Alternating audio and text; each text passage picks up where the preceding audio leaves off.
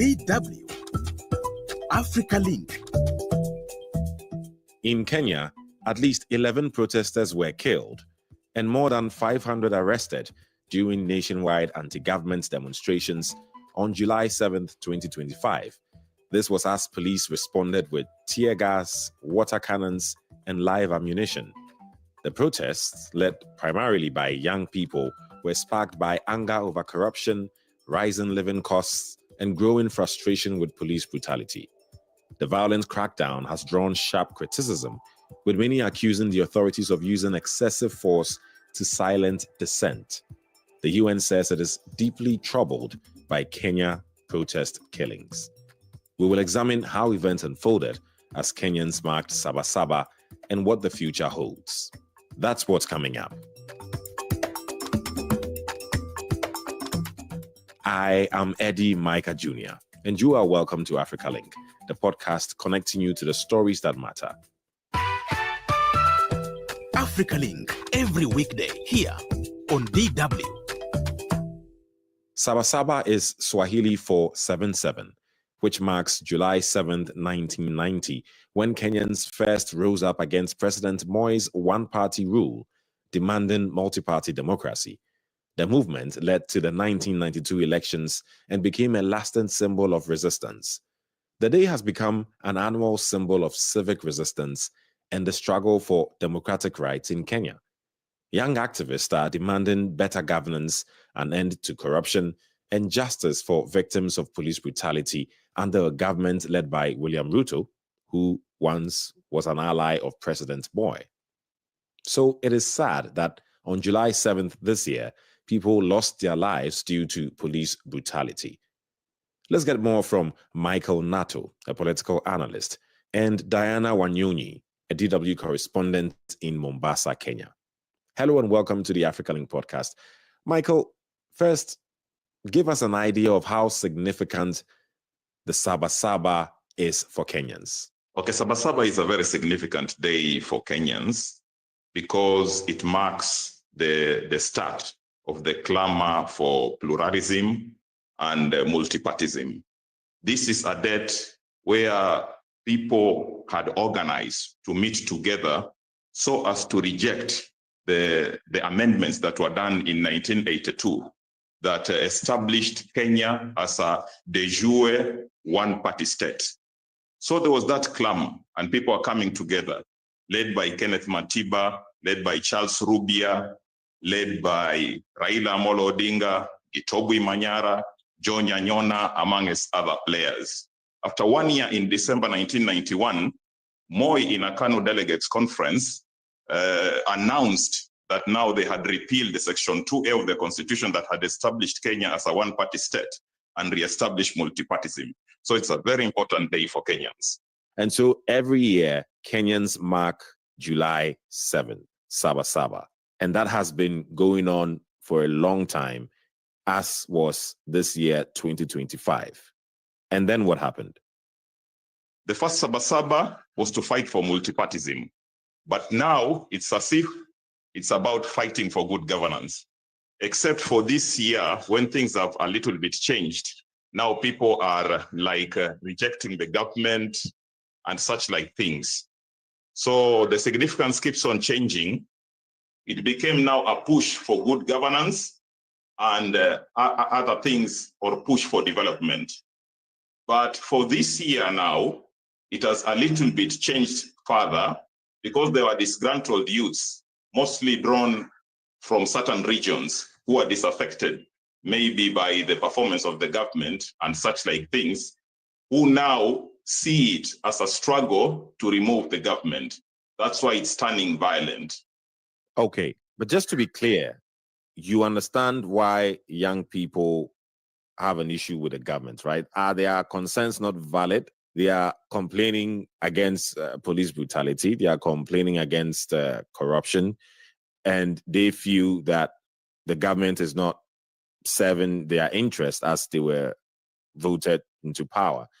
These are all, some experts will say, justified concerns and demands of Kenya's youth. What do you say to that? I'll beg to differ, judging by the style of politics that we have in Kenya, there is a pattern that the base of the impeached deputy president is more angry than the other youths. But what they are saying, they are the informed youths, and they are youths who just go to the streets, maybe for ulterior purposes, because we have witnessed looting, we have witnessed lawlessness. Article 37 of the Constitution stipulates that our demonstrations or our protest or picketing should be peaceful. We should go into demonstrations unarmed, but that is not the case. So in as much as maybe there are issues in Kenya, but the genuinity of these demonstrations is what is in question. But it's true that youths are facing challenges of unemployment. There are issues on taxation, the wage bill. There are so many issues. But now we choose only one direction, and that is demonstrations. But we should also participate in all government processes. My friend, when you look at the turnout in most of our public participation forums, it's wanting. And those are the avenues that youths can use to push their agendas. But we are not maybe coming out in large numbers to ensure that we shape every policy, we shape the budget, we shape the finance bill to our liking. That's the problem. Well, some will beg to differ. Some would say they've tried everything to get the government or authorities to listen to them. Also, you did say that the protests turned violent. There's always going to be violent members of peaceful protesters or originally planned peaceful protesters. But in many situations, what we've also seen is even some peaceful protesters are being brutalized by the police. And you did not really acknowledge any of that. You basically only addressed the fact that some of these protests are turning violent. We know Albert Ojwang, who died in police custody. So we kind of sit here and say it's just some, so to speak, vagabonds that are out there causing havoc and the police are clamping down on them. They are also clamping down on those that are peaceful. And that is the issue that Kenyans are raising. Police brutality did not start when William Ruto became president. It's been a problem in Kenya for decades. And you know that, isn't it?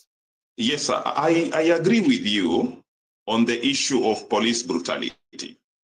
Our police, for the longest period, have been indisciplined in one way or the other.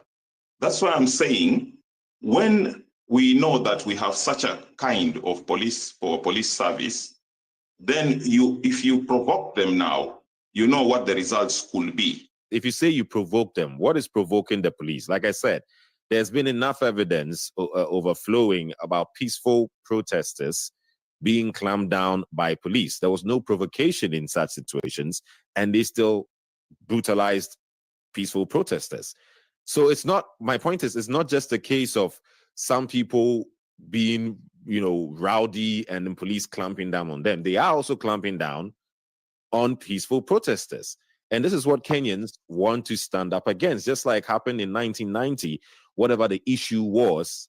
It's a similar situation where people find an issue and they want the authorities to address it, and they are not. Isn't that a bigger problem we are talking about, Mr. Nato?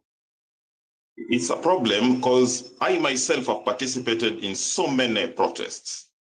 Most of them have been peaceful because, we have the Public Order Act.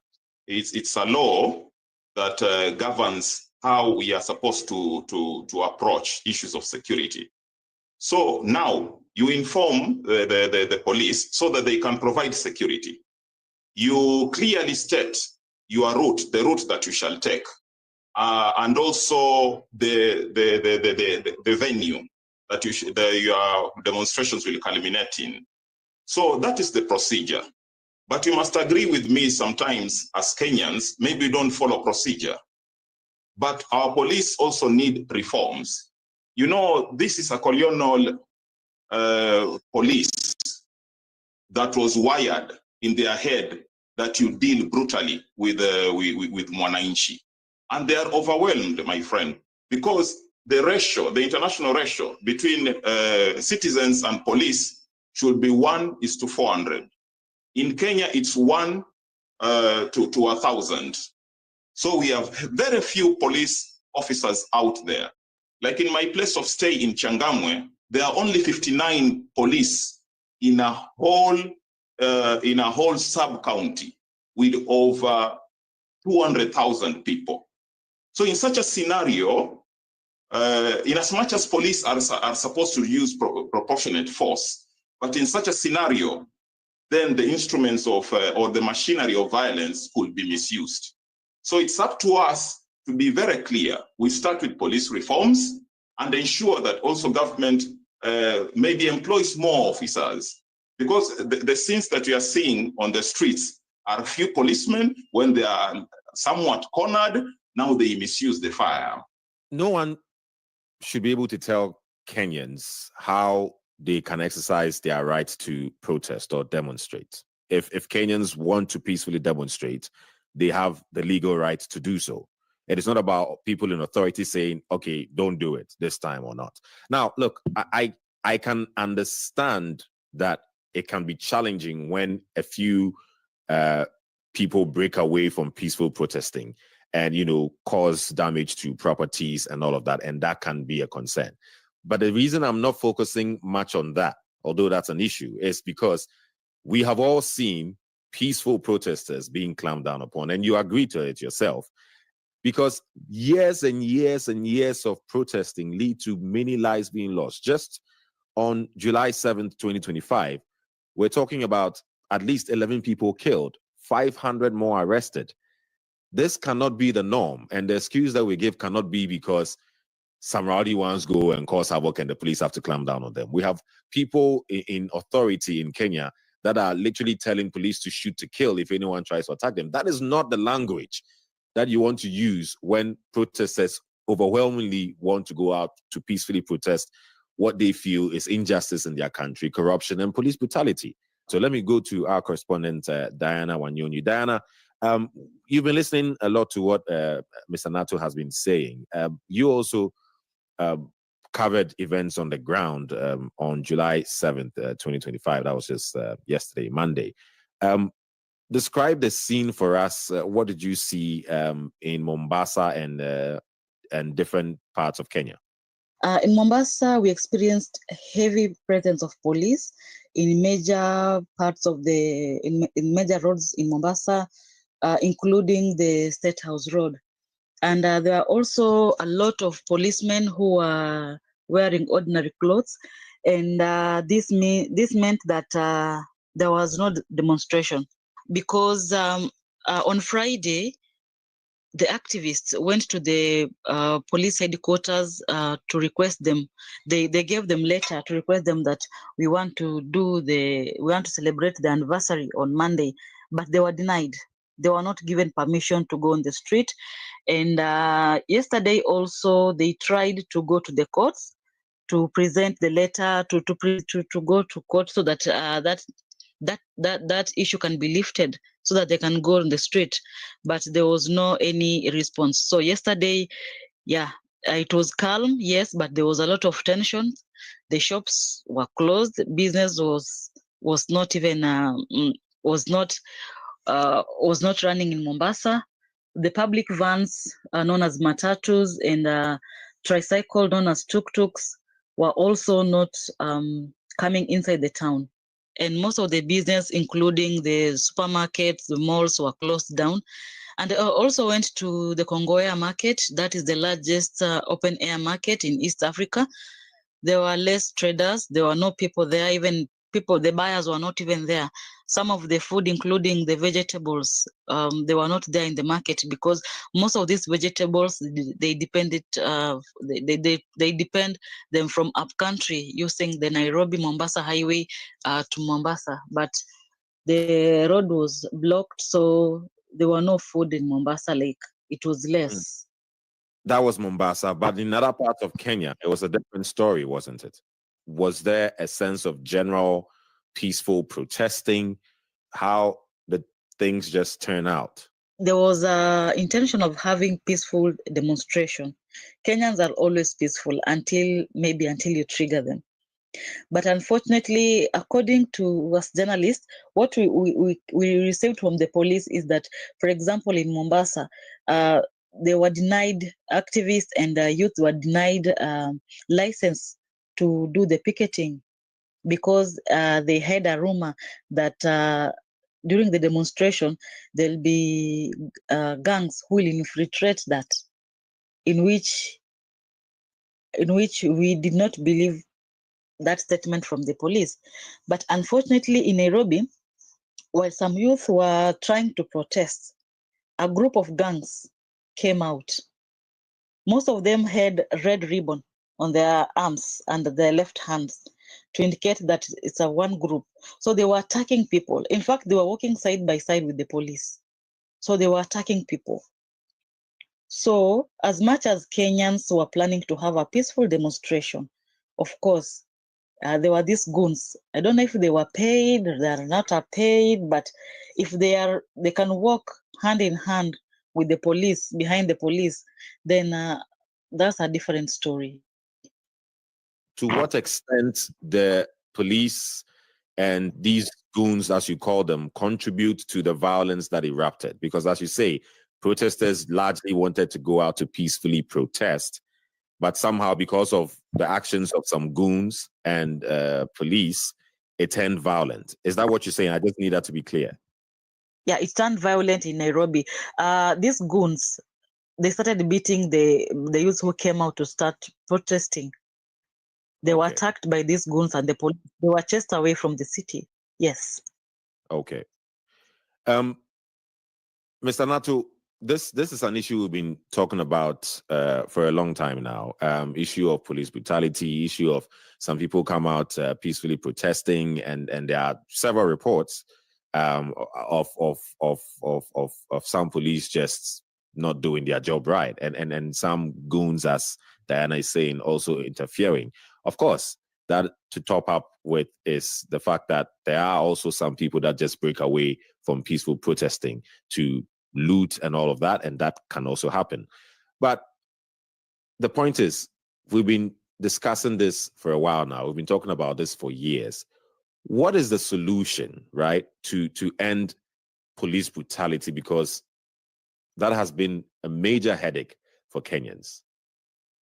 Yes, in my opinion, maybe civic education will do, so that maybe we create the police. Because one thing that I must mention is that most of these organizers of these demonstrations, their intentions are usually very good.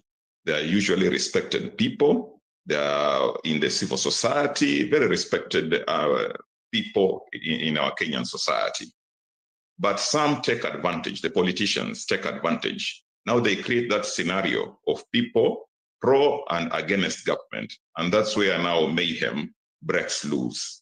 Now what we need to do, I have suggested that people need to be educated, that this is not a platform for maybe ventilating on political issues, but it's a platform to show how you are dissatisfied with some of the things that are going on in government. Maybe you are dissatisfied about development.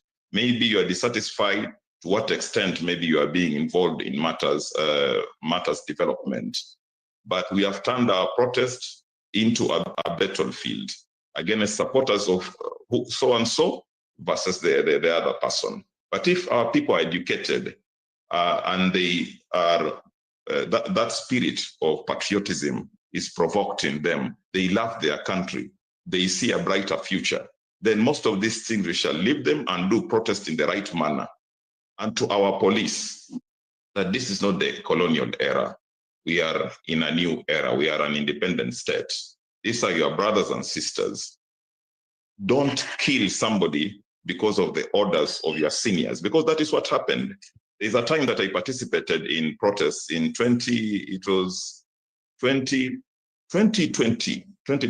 during the COVID period. And a policeman just came and bundled me into the car without any proper reason. But I could see him just a strong distance throw away. conversing on the phone. And I know that he was speaking orders. So our police, they need to know that we have only this one country to protect. If it goes to the trenches, then we all lose out. So I think we can start by first engaging our citizens. They drop the political fanaticism and embrace politics of issues, just like the politics that we see in Europe, in the Americas, where people compete on ideas, but not compete on the supremacy of their tribes. Right, right.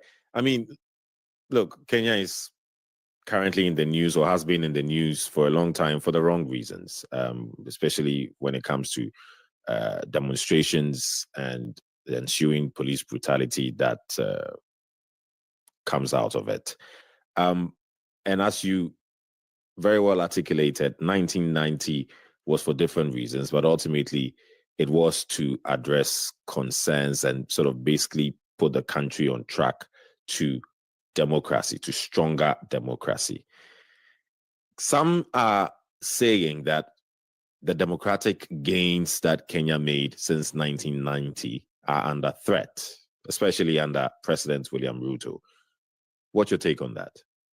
I could agree and disagree at the same time, because some of us express ourselves freely. There's so many freedoms that we fought for. The freedom of expression, freedom of movement, all those freedoms, we are enjoying them in Kenya. But sometimes we go a little bit too far. The freedom of expression, sometimes we mistake it for the freedom to insult somebody else. Maybe you can see what is going on in our social media platforms, where we are not engaging constructively now, we are engaging destructively. Because when you paint or you go personal on someone, then that is not the way to go. But it's not illegal. But it's not illegal. It's not illegal to insult anyone, right? I mean, no one should be abused because they insulted someone. If, as a matter of fact, the freedom of speech suggests that if you find the president, so to speak, silly or not intelligent with the way they are doing things, you have the right to express that. There's a difference between, defaming someone or saying something wrong about someone that you can approve, but insults does not have to lead to brutality. Do we agree on that? Yes, I agree with you. That's why I'm saying that we can choose to engage constructively. But when politicians now come into the picture, now that is where things go south. You see, like the demonstrations of last year, of 25th June, the Gen Z uprising, it was a very brilliant idea about maybe poking holes in the finance bill. And that was very much welcomed for. Then we had the demonstrations. The demonstrations were going on so well until people were incited to invade restricted areas like Parliament. That is now where we lose the plot. But I can say that we can also contribute to reversing those gains when we behave maybe inappropriately. We put the life of women at risk, the life of children at risk. Nowadays, when demonstrations are being held, you will see that children are withdrawn from school, and that is lost time of learning. So we have a contribution to safeguard our rights, the gains, and the government also has a duty. And it's easy to put government on its toes, maybe if we start on the ballot. So this is a wake-up call. In 2027, let us make better and informed decisions at the ballot. Okay. I, for my part, hope that sooner rather than later, we will be talking about serious reforms, especially when it comes to Kenya's police, because clearly that is the main issue. Thank you very much for your insights, Michael Nato, political analyst, and Diana Wanyonyi, DW correspondent in Kenya. So, what does the future hold for Kenyans as they try to address their issues? Historically, Saba Saba protests show that civic resistance can lead to political reform. But how many more lives must be lost for that to happen? The government's harsh response and the protesters' resilience underscore a tense political climate with uncertain prospects for peaceful reform. What do you think about the current situation in Kenya? Do you believe that civic resistance can ultimately lead to political reform? Share your thoughts with us on our Facebook page, DW Africa. Listen to us on Spotify or wherever you get your podcast from. And don't forget to click follow and subscribe to our DW Africa YouTube channel so you never miss an episode. This show was co-produced and edited by Isaac Mugabe. And I am Eddie Micah Jr. Thanks for listening. DW, made for mind.